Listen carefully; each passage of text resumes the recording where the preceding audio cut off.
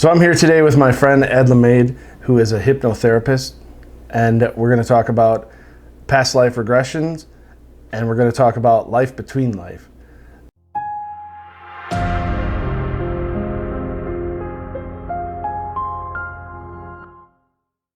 First, let's talk about what actually hypnotherapy is for people that don't know. Sure. So hypnosis, just boiled down to its essence, is really bypassing the critical factor of the brain. And the critical factor of the brain is that left side of the brain where critical thinking is, problem solving, things like that. The right side of the brain is where, that's what you deal with hypnosis, is the left side of the brain, the subconscious, where emotions, visualizations, creativity, all that is. So the way you do that is you bypass the critical factor through hypnosis. And hypnosis is really just a natural state that we all go in and out of every day. I'll give you some examples. The highway hypnosis.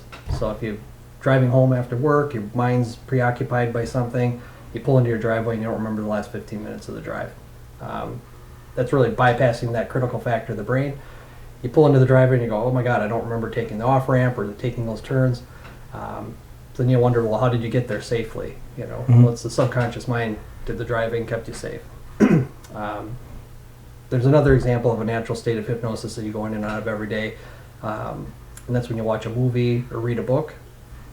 But before I give you the example, I'm going to just tell you something about the subconscious. So the subconscious works on a completely different set of rules as the conscious mind, and the language of the subconscious is really visualization and emotions. So when you watch a movie, even though you know it's not real and they're just actors or whatever, you can have an emotional reaction. Or same thing when you read a book. You know it's not real, but you're having this emotional reaction, and it's happening because you're bypassing that critical factor of the brain. Your subconscious doesn't care if it's real or not, and whether you're seeing the image on a screen or you're imagining it in your mind, there's a visualization there, and then there's an emotion associated with it, and that just bypasses that critical factor. So that's really what you're doing with hypnosis. So whether you're doing weight loss, smoking, a past life regression, whatever, you bypass that critical factor and get into the subconscious. And then that's, when you're in that subconscious frame of mind, you're more open to suggestion, so you can do change work, like if there's a phobia or habit or something that you want to do, get rid of, you're more open to suggestion, and that's really what hypnosis is all about. And if you're doing a past life session, it's not about giving you suggestions, it's just about opening up that part of the brain that has access to that information that normally you wouldn't have through the conscious. Yeah, so that's, in a nutshell, what hypnosis is. So how did you get into doing past lives? Because I know a lot of hypnotism stuff is, like you said, losing weight, quitting smoking, dealing with PTSD, stuff like that, phobias. But then where does the past life come in? Yeah, so I was working with a client, and she spontaneously went into a past life. And we were working with a childhood phobia, so we were doing an age regression, which isn't past life, you're just going back to a previous age. So it was around the age of 10. And so we were going to go back to the age of 10, and she just kept going back. And it doesn't take too long to notice she's talking about things that don't apply to this time.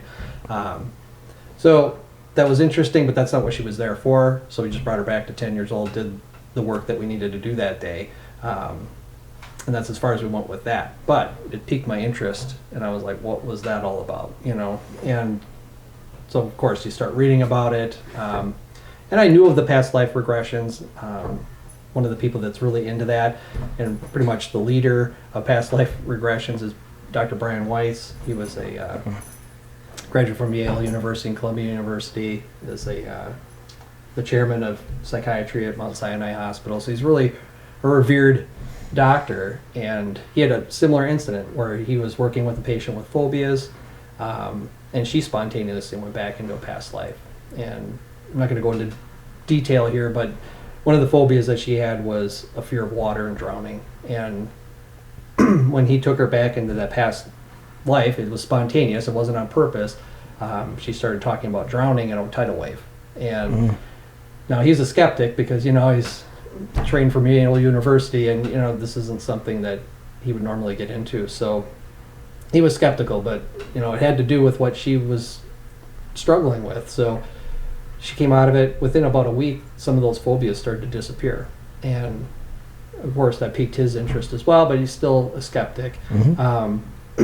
Then she had subsequent sessions, and she just kept going back into these past lives for all these different phobias she had. And before you knew it, they dissolved away. And the thing that convinced Brian Weiss about the past life thing is one of the sessions that she had, she said that his father and his son were in the room with them, and they were both deceased, and she had all this information about his father and his son. But this is before Google and the internet. This is the early 80s, so there was no really way for her to know anything about him. And he's one of the type of psychotherapists that don't display their diplomas or anything on the wall, and there's just really no way for her to know any of this information. So she knew that how his father died from heart complications. She knew that his daughter was named after his father. He knew that, or she knew that his son died of heart complications as well. I think he was 20 weeks old. She had detailed information about the problems that his son had. So that convinced him. He's like, there's no way this person could have found out this information. So then he wrote a book about it. It was called Many Lives, Many Masters. And it was about this client and all the work they did together. And it was a bestseller. He was on Oprah and everything else. But the way I do past life is really similar to Brian Weiss. And it's just really about past lives and like how they relate to the life that you have now. If you have any fears, phobias, things like that, you can actually, if they relate to something that happened in the past, you can relieve them now. Sometimes it's just curiosity. Somebody just wants to know, did they have a past life and what was about? So that's how I got into it. Okay. And I did training with Brian Weiss, had past life regressions with him. So it was just really interesting. And I took off from there. So many of my clients would come in for weight loss or whatever they came in for, and they'd sheepishly ask me at the end of a session, do you do past life regression? You know, because it's kind of a different subject, and some people aren't even comfortable bringing it up. But then I just noticed there was a demand for it, and before you knew it, I was doing more of those than anything else. So, how long does a typical past life regression take?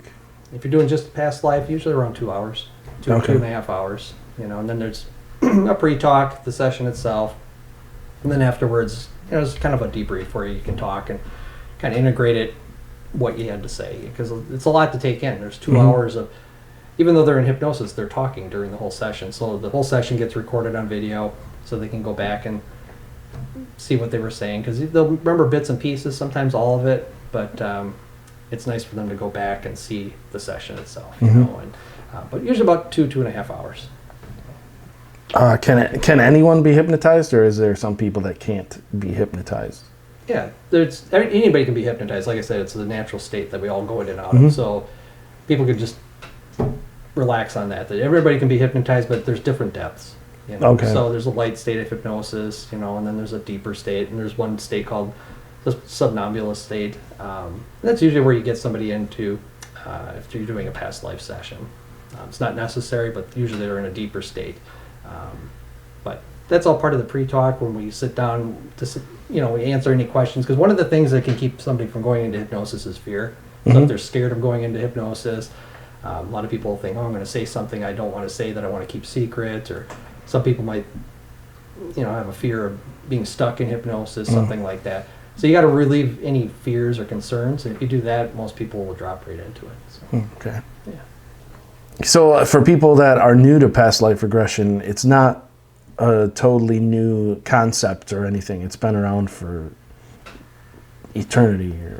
Pretty much. I mean, you know, a lot of people think hypnosis and past lives, it's kind of, well, it's new to them, so they think it might be a little strange. Sometimes people want to keep it secret. They don't want anybody to know that they're interested in this thing.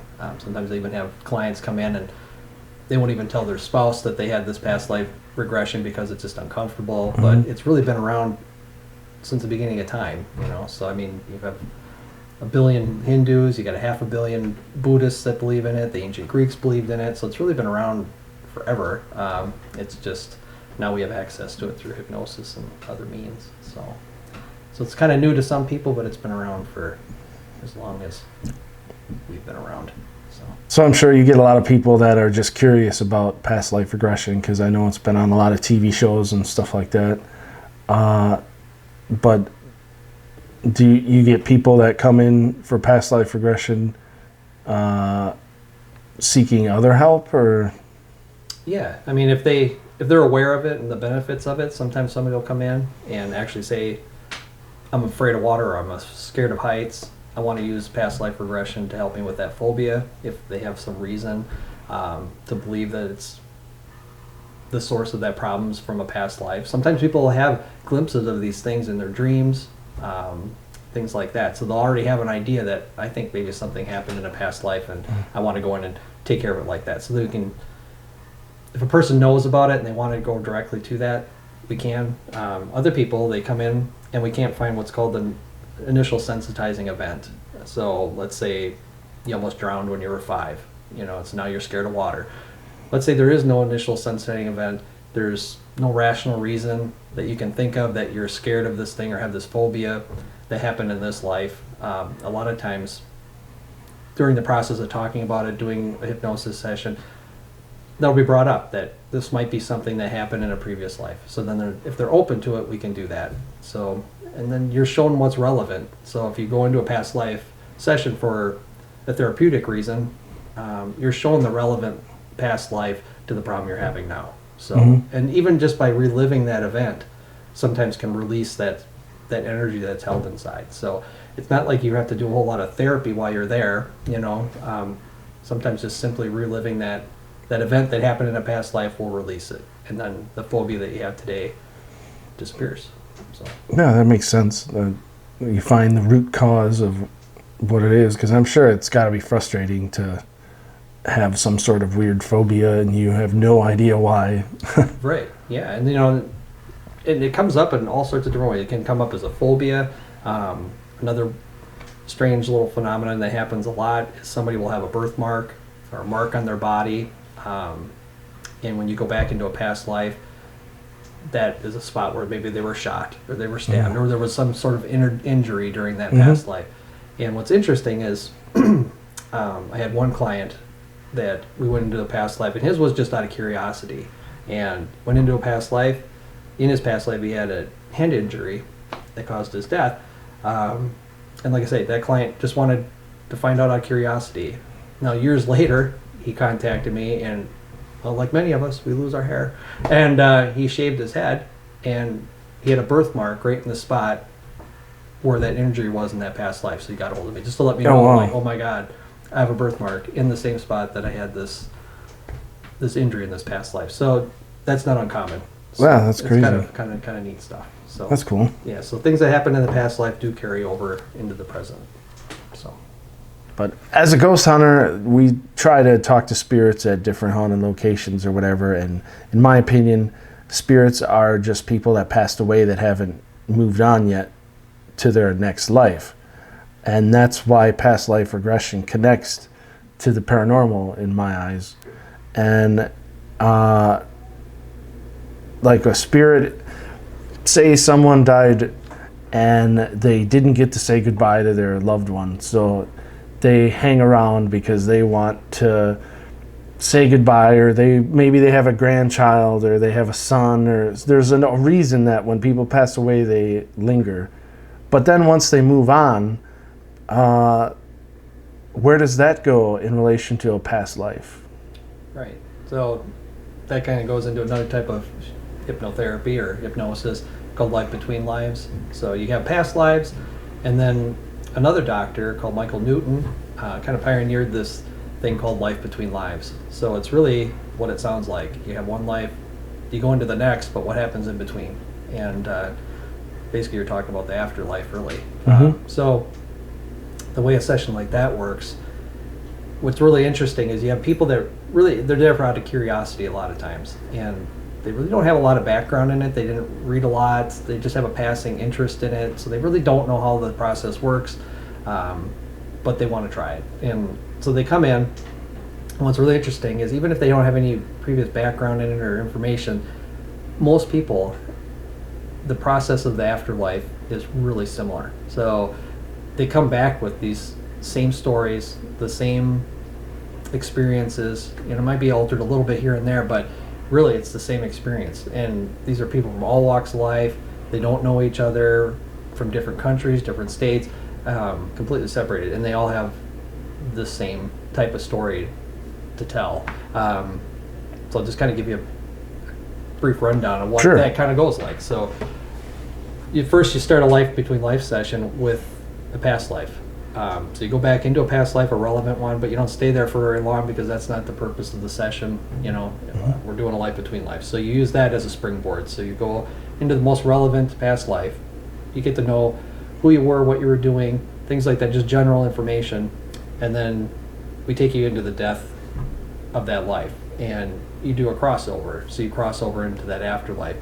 And it begins with what everyone's familiar with, where you're met with past loved ones or friends or maybe a spirit guide. It's just more of like a welcoming into that afterlife. And that's basically all it is a welcome. And after that, you kind of go into a debriefing type situation where you're talking about the life you just led. So you're kind of like,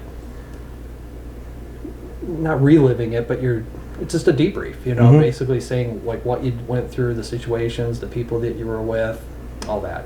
So once you have that little bit of a debrief of what you went through, then you go into an area where basically you get to re-meet your soul group.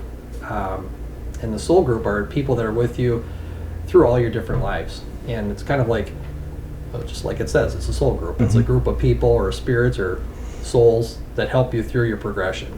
And it's usually a group between 15 and 20 people. It could be less, but usually it's 15 to 20 people. It can be people that you relate to, your parents or friends or relatives, people that are close to you. And what's interesting about that, and it's a real special time during that session, because they realize that these souls are with them from the beginning. So through all these different lives. You could have 50 to 100 different lives, but this same soul group is following you through that whole thing, helping you with your progression, learning what you need to learn. And what's interesting is, again, I want to call them souls because if you might recognize one of these souls as like your mother, but in one life she could be your mother, and then the next life she could have been your uncle. So they can change gender, they can change, all that. So, but you recognize them as the soul, and you kind of reintegrate into that soul group, and it's a real special time. And then after that, most people will report back that after that soul group reinitiation, or they go into an area where they meet these elder beings, and they're non-incarnate beings. They're not going to reincarnate themselves, so they're almost like wise elders. And it's almost another debrief of the previous life they just had, but in a more meaningful way, where you're going to talk about what you learned and what maybe you should have learned but you didn't, things like that. But it's not in a judgmental way. It's real loving, it's real caring, it's non-judgmental, but it's really about talking about what you were going to learn, what you didn't learn. And after that, so now you know kind of what you need to do. Then you go into the next section where basically it's a life selection process.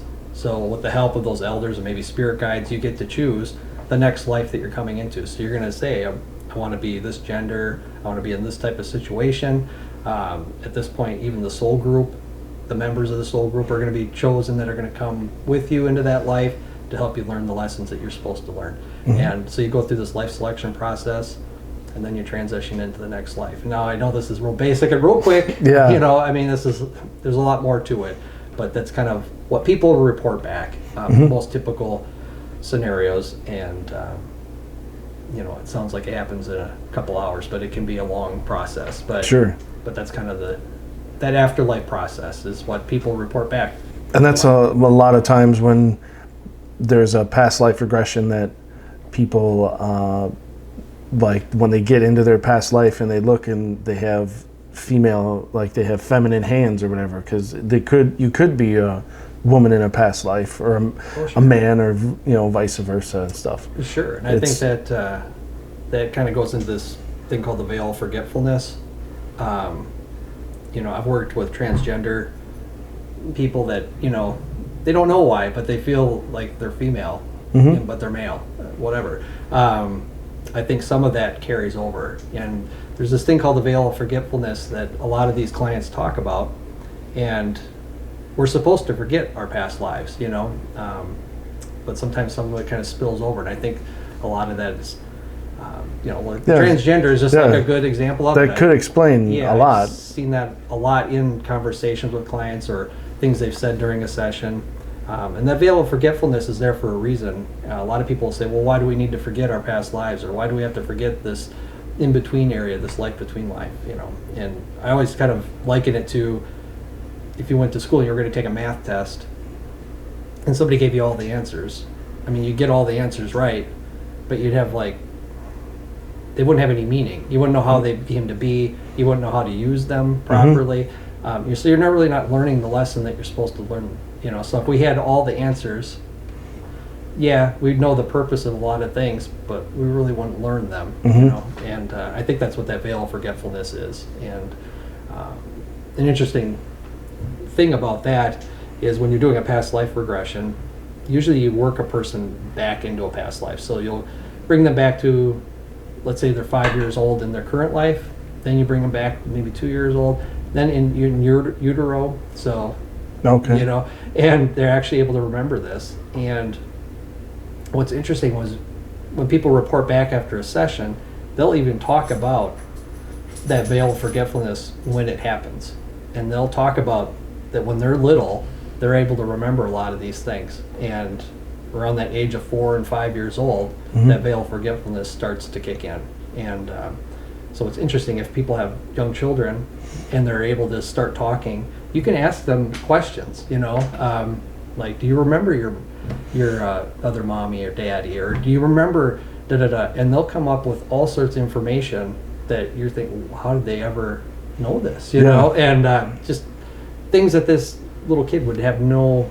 Yeah, I've seen news stories about that before, where there'd be like a 4-year-old kid that's talking about being a pirate or whatever, and they have no idea how he knows the things he knows. Right. So that makes complete sense to me. Yeah, and right around that age of 4 or 5, somewhere around in there, that veil of forgetfulness comes down and they don't remember any of it. And that's then the reason for it, I think, is so that we can learn the lessons that we're supposed to learn, but in a way that we need to. Yeah. So if a past life regression is about 2.5 hours, I assume that a life between life session would be a lot longer then? They are. I mean, they can be typically from 4 to 5 hours long. And whether it's a past life session or a life between life session, they always get recorded, because that's a lot of talking. And the person is talking through, even though they're under hypnosis, they're talking. And if you're talking nonstop for 4 hours, it's pretty hard to remember all the little details. So everything gets recorded, and everyone gets sent home with the video so they can review that. So, yep. I'm sure a lot of people are shocked by what they say. Oh, yeah. Sometimes. Oh, yeah, because these people aren't people on the fringes of society. These are doctors, lawyers, nurses, just typical people you meet every day. And they're curious, and they come into these sessions a lot of times, like I said before, with no preconceived ideas really, or even really read much about it. And then they see the recording and they see the things that they were saying, and they're like, where is this coming? They're shocked, but in a good way. I mean, they're not freaked out by it, but it's really interesting, and they even wonder, like, where did this come from? So especially like with the life between lives, and then another one called the quantum healing hypnosis. That one can go into connection with your higher self or oversoul, and it's a whole other topic, but that one can get a little strange, where they're talking almost like things that happen in other dimensions almost, but again, these are lawyers, doctors, nurses, and they're talking about these things that are interesting, but they don't know where it's coming from, and they have a lot of detail about it. It's not just a little glimpse of it. They'll have a lot of detail, and it's pretty interesting. Yeah, and I find it interesting that people will talk about that kind of thing and they're not interested in it at all. So it's not like they've read books on the subjects and whatever. That they just come in cold and they talk about all this stuff that they don't know anything about. I think that's really interesting. Yeah, So then after a past life regression or life between life sessions, I'm sure that people are more in tune with their selves, their inner self, and their being from experiencing whatever they experience. Oh, yeah. I mean, because a lot of this, whether it's life between lives or the quantum healing hypnosis or whatever, you're kind of connecting to your higher self. You have a more of a sense of it, of who you truly are, rather than this whole physical body. You have a more of a connection to the soul part of you, you know. Mm-hmm. And so after a typical session, whether it's past life or life between lives, you know, once you're done with the session, you just don't leave the office. We sit down and we talk about it, because there's going to be a lot of questions, because a lot of these people, they don't have any preconceived ideas or any research they've done. So they'll have a lot of questions like, what was this about? What was that about? Mm-hmm.